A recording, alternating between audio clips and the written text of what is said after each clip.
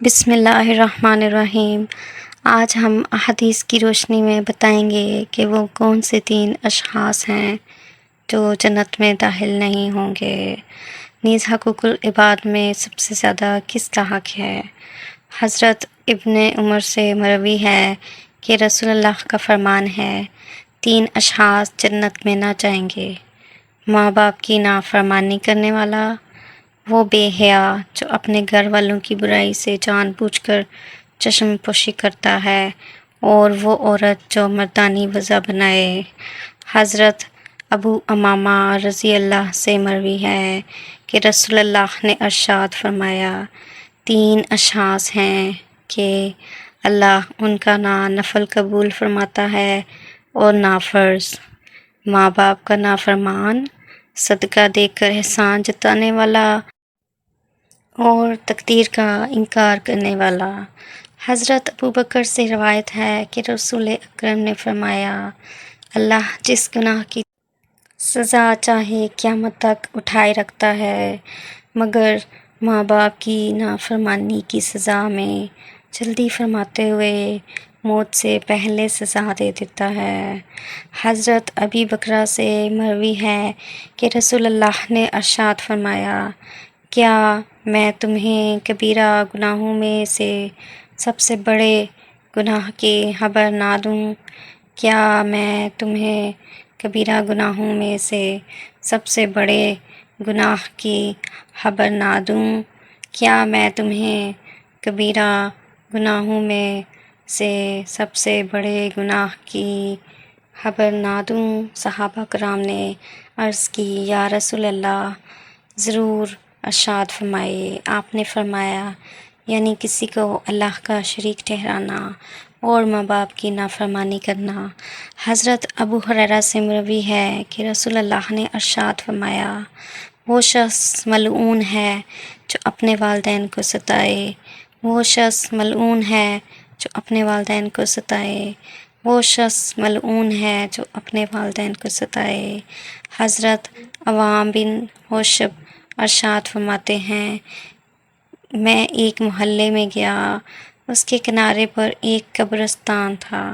عصر کے وقت اچانک ایک قبر پھٹی اور اس میں سے ایک انسان برآمد ہوا جس کا سر گدھے اور باقی دھڑ انسان کا تھا۔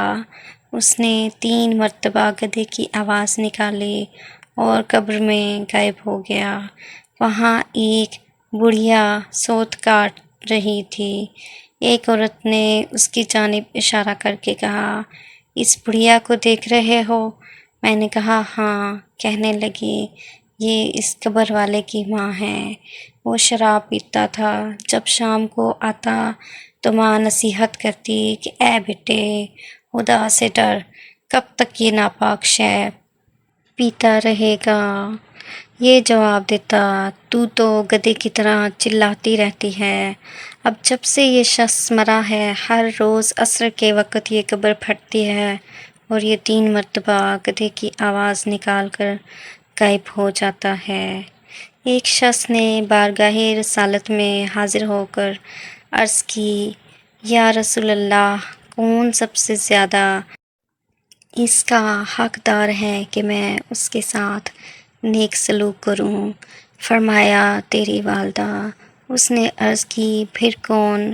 فرمایا، تیری والدہ۔ اس نے عرض کی، پھر کون؟ فرمایا، تیری والدہ۔ اس نے عرض کی، پھر کون؟ فرمایا، تیرا والد۔ لیکن ماں کے حق کے زائد ہونے کا مطلب فقط یہ ہے کہ خدمت اور کچھ دینے میں ماں کو باپ پر فوقیت، مثلاً 100 روپے ہیں اور ماں کی فضیلت کی راہ میں کوئی رکاوٹ، مثلاً معاذ اللہ مردہ ہونا بھی نہیں، تو ماں کو 75 دے اور باپ کو 25۔ یا ماں باپ دونوں نے ایک ساتھ پانی مانگا تو ماں کو پہلے دے اور باپ کو بعد میں۔ یا دونوں سفر سے آئے تو پہلے ماں کے پاؤں دبائے پھر باپ کے۔ یہ مطلب ہرگز نہیں کہ ماں باپ کا جھگڑا ہو گیا تو ماں کا ساتھ دے کہ معاذ اللہ باپ کو تکلیف دینے کی کوشش کرے یا اس پر کسی طرح کی سختی کرے یا اسے جواب دے یا بے ادبانہ اس کی آنکھوں میں آنکھیں ڈال کر گفتگو کرے، کیونکہ یہ سب باتیں ناجائز و حرام اور اللہ کی نافرمانی ہے۔ چنانچہ اس ماں باپ میں سے کسی کا ایسا ساتھ دینا ہرگز جائز نہیں۔ یہ دونوں اس کی جنت ہیں جسے تکلیف دے گا، جہنم کا ایندھن بنے گا۔ ان کی نافرمانی میں کسی کی اطاعت جائز نہیں۔ مثلاً ماں چاہتی ہے کہ بیٹا باپ کو کسی قسم کی تکلیف پہنچائے، اب یہ نہیں مانتا تو ماں ناراض ہوتی ہے، تو ایسی صورت میں ماں کو ناراض ہونے دے، ہرگز اس کی اطاعت نہ کرے۔ یوں ہی باپ اگر ماں کے معاملے میں زیادتی پر ابھارے تو اس کی بھی اطاعت نہ کی جائے۔